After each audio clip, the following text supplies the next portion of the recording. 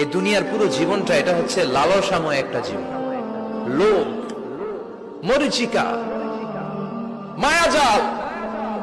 এই মায়াজালে আমরা আটকে আছি, ফলে মৃত্যুর কথা আমরা ভুলে গিয়েছি।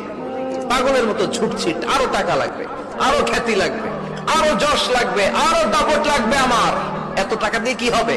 এত সম্পদ দিয়ে কি হবে? এত ব্যস্ততা দিয়ে কি হবে? তোমার স্টপ, থামুন, অনেক হয়েছে। আন্না, থামুন, take a rest, take a breath and think about death. Think that you have to go back to your Lord. একটু বসেন না, একটু ভাবেন যে আমাকে চলে যেতে হবে, চলে যেতে হবে। এই কোলাহল, এই ব্যস্ততা, এগুলো থাকবে, থাকবো না আমি। সাইয়েদনা ওমর ফারুক বলেছেন, মুতু ক্বাবলা আন তামুতু, মরার আগে একবার মরো। হাসিবু ক্বাবলা আন তুহাসাবু আলাইকুম, তোমার হিসাব নেওয়ার আগে তুমি একবার নিজের হিসাবটা করো না। কাগজ বের করে একটু লিখো না, কি কি ভালো কাজ করছিলা, যেগুলো দিয়ে নাজাতের ওসিলা হতে পারে। 1 2 3, আর কি কি আকাম কুকাম করছো দেখো না, লিখে দেখো তোমার অবস্থাটা কি। মরার আগে একবার মরো। মরার আগে খাটের মধ্যে শুয়ে শটান করে চোখ বন্ধ করে একবার মরার ভান করে দেখেন কেমন লাগে। চোখটা বন্ধ করেন আর ভাবেন আপনি নাই, কি কি হতে পারে ভাবেন।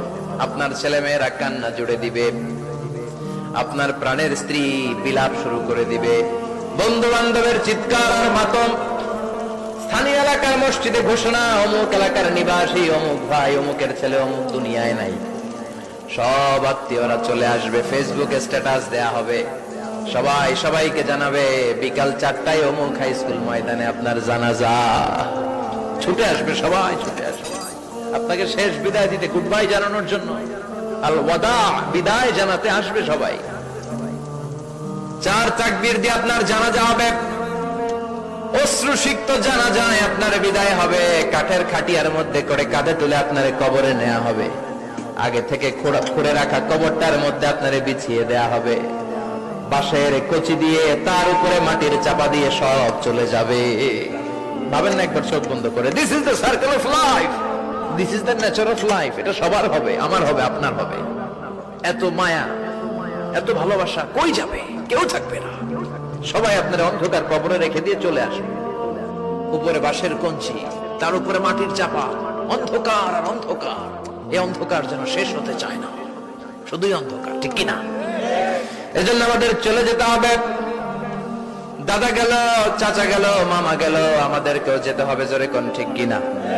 একদিন মাটির ভেতরে হবে ঘরে মন আমার, কেন বন্ধ দালান ঘর, প্রাণ পাখি উড়ে যাবে পিঞ্জর ছেড়ে।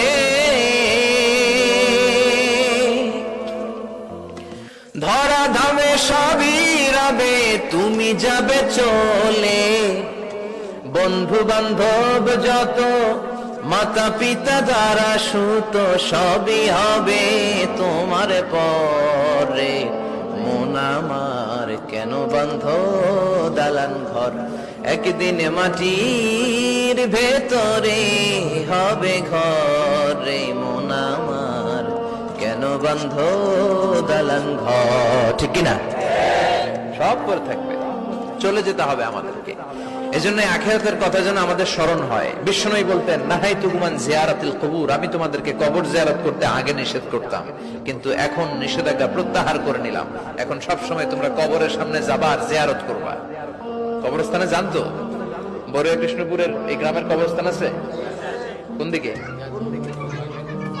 পূর্ব দিকে আছে, গোখরার জলের ওদিকে। যান আপনারা, একটু যাবেন, একটু গেলে আখিরাতের কথাটা স্মরণ হবে। ওখানে ছোট শিশুরা শুয়ে আছে, কিশোর যুবকরা আছে, আপনার মতো তাগড়া যুবক, মুরব্বীরা আছে।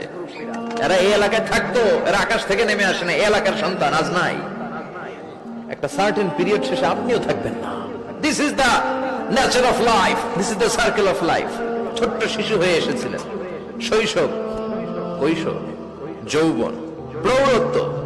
আগে ছিলেন সিঙ্গেল, বিয়ে করে হয়ে গেলেন ডবল। এরপরে আল্লাহ আপনাকে একটা মেয়ে দিল, এরপরে মেয়েকে বিয়ে দিয়ে শ্বশুর হলেন, এরপরে ওই মেয়ের ঘরে